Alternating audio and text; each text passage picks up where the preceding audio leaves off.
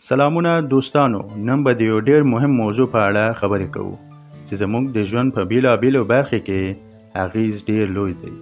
په دې ویډیو کې به زه درسره د صنعت په اړه هر څه شریک کړم چې باید پرې پوه شئ.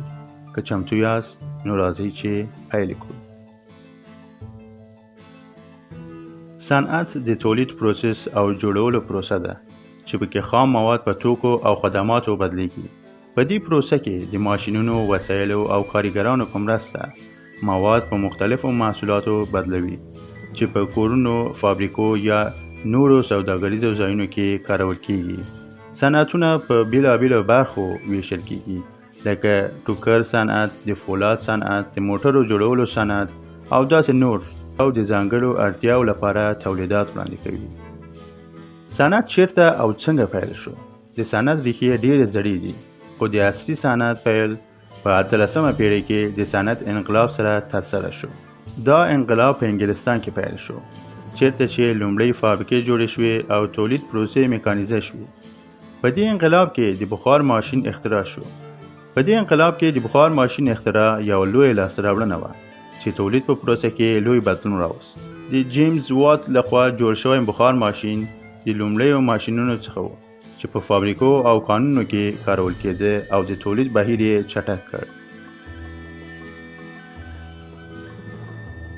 جیمز وات په 1736 کال کې د اسکاټلند په ګریناک ښار کې زیږېدلی و.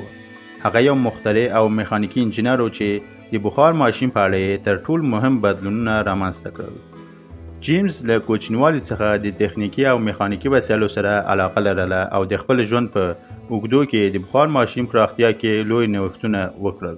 تر جیمز وات مخکې د بخار ماشینونه موجود و، خو د هغوی موثریت ډیر کم و. دا ماشینونه یوازې د اوبو ایستلو لپاره کارېدل او د ډیر زیات سون توکي یې مصرفول. جیمز وات په 1780 کال کې د بخار ماشین په اړه کار پیل کړ او یو نوی پرمختللی بخار ماشین یې جوړ کړ. د وات تر ټولو لوی نوښت د بخار ماشین لپاره یو جلا کنډنساټور جوړول و. دا اختراع د بخار ماشین موثریت په بېساري توګه لوړ کړ او د سون توکو مصرف یې کم کړ. وات خپل پرمختللی ماشین په 1780 کال کې په لومړي ځل په صنعتي فابریکو کې وکاراوه. دا ماشین نه یوازې د اوبو ایستلو لپاره کارېده، بلکې په بیلابیلو صنعتونو کې هم وکارول شو، لکه د ټوکرونو، فولادو او ترانسپورت په برخه کې. د وات د بخار ماشین جوړولو په صنعت انقلاب کې لوی بدلون راوست. دا بخار ماشینونه کارولو سره فابریکې اوس کولی شي چې ډیر زیات محصولات په لږ وخت کې تولید کړي. دا بدلون د صنعت په پراختیا کې لویه ونډه لرله او د نړۍ په بیلابیلو برخو کې لویه اقتصادي وده رامنځته کړه.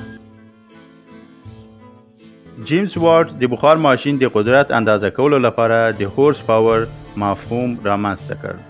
هورس پاور هغه اندازه ده چې څومره قوت یو اس کولی شي په یو ټاکلي وخت کې ترسره کړي. دا مفهوم د وات لخوا رامنځته شو او تر ننه پورې د ماشینونو قوت اندازه کولو لپاره کارول کیږي.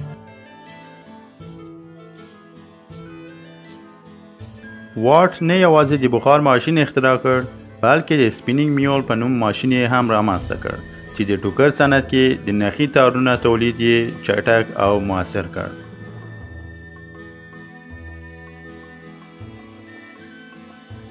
جیمز وات د صنعت انقلاب یو له هغو شخصیتونو څخه دی چې د هغه له کارونو پرته په عصري صنعتونو او ټکنالوژۍ لکه څنګه چې نن موږ یې پیژنو شتون نه درلود.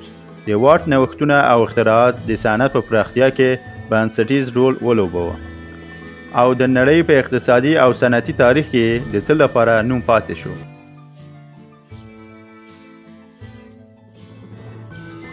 صنعت د یو هېواد د اقتصادي ودې او پرمختګ لپاره ډېر اړین دي. صنعتونه په مستقیم او غیر مستقیم ډول د خلکو لپاره کاري فرصتونه رامنځته کوي. کله چې یو هېواد صنعتونو ته وده ورکړي، نو د خلکو د عاید کچه لوړیږي. صنعت همدارنګه د ټکنالوژۍ په پرمختګ کې مرسته کوي. نوې اختراعات او نوښتونه د صنعت په مرسته رامنځته کیږي چې دا بیا د خلکو ژوند اسانه کوي. د مثال په توګه د ترانسپورت صنعت زموږ د تګ و راتګ پروسه چټکه او اسانه کړې ده.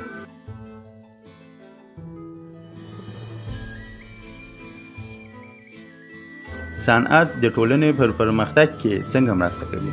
صنعت د ټولنې پرمختګ کې لوی رول لري. د صنعت په مرسته خلک نوي مهارتونه زده کوي او د ژوند کچه یې لوړېږي. د فابریکو او کارخانو جوړېدل د ښارونو او کلیو په پرمختګ کې هم مرسته کوي، ځکه چې هلته نوې لارې، پلونه او نور بنسټیز جوړښتونه رامنځته کېږي. په پای کې صنعت زموږ لپاره څه معنی لري؟ صنعت نه یوازې د ورځني ژوند د اسانتیاو سرچینه ده، بلکې د یو هیواد وادي او پرمختګ بنسټ هم دی. که یو هیواد په خپلو صنعتونو تمرکز وکړي او د هغه پرمختګ ته وده ورکړي، نو دا به د خلکو ژوند بهتره کړي او د هیواد اقتصاد به ځواکمن کړي.